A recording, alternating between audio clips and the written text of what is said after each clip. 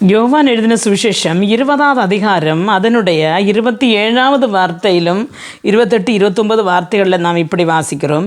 பின்பு அவர் தோமாவை நோக்கி, நீ உன் விரலை இங்கே நீட்டி என் கைகளை பார், உன் கையை நீட்டி என் விலாவிலே போடு, அவிசுவாசியாய் இராமல் விசுவாசியாய் இரு என்றார். தோமா அவருக்கு பிரதியுத்தரமாக, என் ஆண்டவரே என் தேவனே என்றான். அதற்கு இயேசு, தோமாவே, நீ என்னை கண்டதினாலே விசுவசித்தாய், காணாதிருந்து விசுவசிக்கிறவர்கள் பாக்கியவான்கள் என்றார்.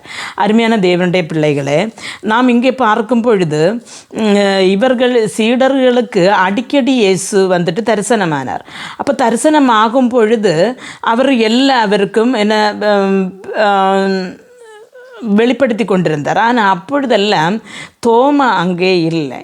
அப்போது இவர்கள் என்ன செய்தன, அப்படி பூட்டிக்கிட்டு இருந்த அறைக்குள்ளால் வந்து ஆண்டவர் தோமாவை பார்த்துட்டு சொல்லுகிறார், தோமாவே, நீ உன் விரலை நீட்டி என்னுடைய இந்த கைகளில் இடு, தொட்டுப்பார், என்னுடைய விலாப்புறத்தை போட்டுப்பார் அப்படின்னு சொல்லுகிறார். அப்பொழுது தோமாவுக்கு ரொம்ப அதிர்ச்சியாக தோன்றது. அவர் என்ன, ஆண்டவரே தேவனே அப்படின்னு சொல்கிறான். அப்போ இயேசு சொல்லுகிறார், தோமாவே, நீ என்னை கண்டதுனால விசுவசித்த, காணாதிருந்து விசுவசிக்கிறவன் பாக்கியவான் என்று சொல்லுகிறார். அருமையான தேவனுடைய பிள்ளைகளை, பல நேரங்களில் நாமும் இப்படி தான்.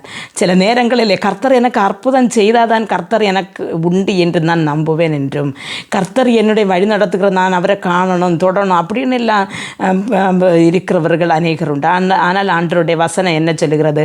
காண்டாதிருந்தும் விசுவசிக்கிறவன் பாக்கியவான் என்று சொல்லி. அருமையான தேவனுடைய பிள்ளைகளை, உயர்த்தெழுந்த ஒரு இயேசு உண்டு என்று இவ்வளோ திட்டமாய் நமக்கு ஆண்டவர் படிப்பிக்கும் பொழுது மீண்டும் நான் ஆண்டவரை கண்டால் தான் விசுவசிப்பேன் என்று சொல்லி நாம் இருக்கிறது, அது முட்டாள்தனமான ஒரு காரியம். அதனால் நாம் இந்த வசனங்களை விசுவசித்து கர்த்தர் உண்டு என்றும் அவர் நம்மை நடத்துவார் என்றும் நாம் விசுவசித்தால் நம்மை மரண பரியந்தம் அவர் நடத்த வல்லமை உள்ள தெய்வமாய் இருக்கிறார். அருமையான தேவனுடைய பிள்ளைகளை, நாம் காணாதிருந்து தான் ஆண்டவரை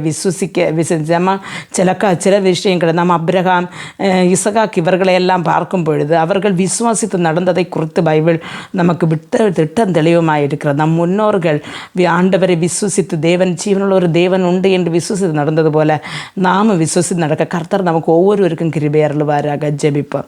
எங்களை மிகவும் அன்பாக நேசித்து வழி நடத்துகிற நல்ல தகப்பனே, உயிர்த்தெழுந்த இயேசுவை பற்றி ஆண்டவரே, சீடர்கள் ஆண்டவரே அப்பா நம்பியும் நம்பாத இருந்த நேரங்களிலேயும் காணாமல் விசுவசிக்கிறவன் பாக்கியவான் என்று சொன்னது போல ஆண்டவர் எங்களுக்கு எங்களுடைய வாழ்க்கையில் அற்புதம் நடந்தாலும் இல்லையிலும் அன்று எங்களுடைய காரியங்கள் நடந்தாலும் நடக்காவிட்டாலும் நாங்கள் மரணம் வரை ஆண்டவரே உம்மை நம்புவோம் என்று ஒவ்வொருவரும் உண்மையில் நம்பிக்கை வைத்து உம்முடைய நாம மகிமைக்கென்று நடக்க ஒவ்வொருவரும் கிருபை தாரும்.